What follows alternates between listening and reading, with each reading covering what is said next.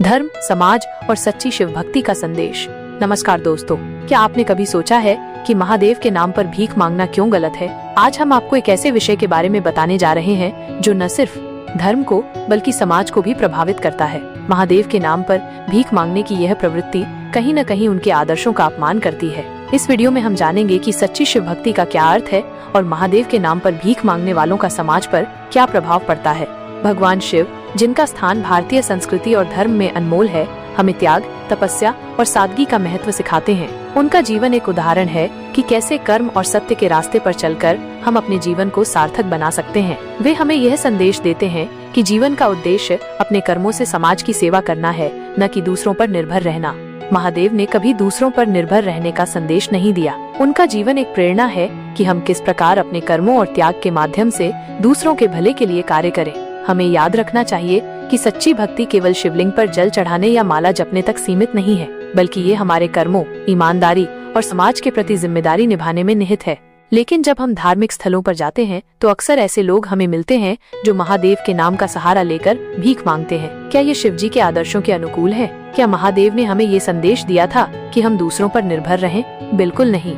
यह प्रवृत्ति न केवल समाज को कमजोर करती है बल्कि धार्मिक आस्था का भी मजाक उड़ाती है। ये समस्या केवल धार्मिक स्थलों तक सीमित नहीं है, बल्कि ये हमारे समाज की नैतिकता को भी प्रभावित करती है। जब लोग शिव जी के नाम पर दान देते हैं तो उनका विश्वास है कि उनका दान सही हाथों में जाएगा। लेकिन जब ये पैसा गलत उपयोग में जाता है तो यह न केवल श्रद्धालुओं की भावनाओं को ठेस पहुंचाता है, बल्कि समाज के प्रति हमारी आस्था को भी कमजोर करता है। महादेव ने हमें कर्म और त्याग का पाठ पढ़ाया है। उनका जीवन हमें ये सिखाता है कि सच्ची भक्ति वही है जो समाज के कल्याण के लिए अपने निजी स्वार्थों को त्याग दे। इसलिए महादेव के नाम पर भीख मांगने वाले लोग उनके आदर्शों का अपमान कर रहे हैं।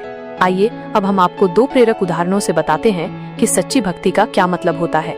रामेश्वर नामक एक किसान था जो अपनी फसल का एक हिस्सा हर साल जरूरतमंद लोगों की मदद के लिए दान स्वरूप देता था। वो सच्चे कर्मों से जीवन यापन करता था, बिना किसी से मदद मांगे।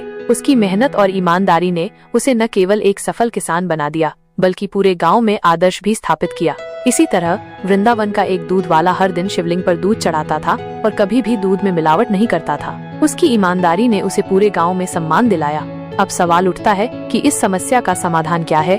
दान का सही उपयोग। श्रद्धालुओं को ये सुनिश्चित करना चाहिए कि उनका दान सही हाथों में जाए। शिक्षा और रोजगार के अवसर। जो लोग भीख मांगते हैं उन्हें शिक्षा और रोजगार के अवसरों से आत्मनिर्भर बनाया जा सकता है। सच्चे शिव भक्त का मार्गदर्शन। सच्चे शिव भक्त वही हैं जो अपने कर्मों से समाज को प्रेरित करते हैं और दूसरों के लिए उदाहरण बनते हैं। महादेव के नाम पर भीख मांगना न केवल धर्म का अपमान है, बल्कि यह समाज की नैतिकता को भी प्रभावित करता है।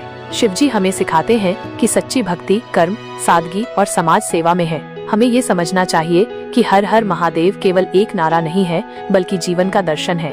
सच्चे शिव भक्त बनने के लिए हमें अपने कर्मों में सच्चाई और समाज के प्रति समर्पण दिखाना होगा। दोस्तों, अगर आपको ये वीडियो पसंद आया हो तो कृपया लाइक, शेयर और सब्सक्राइब जरूर करें। साथ ही कमेंट करके हमें बताएं कि आपको इस विषय पर और क्या जानना चाहिए। हर हर महादेव।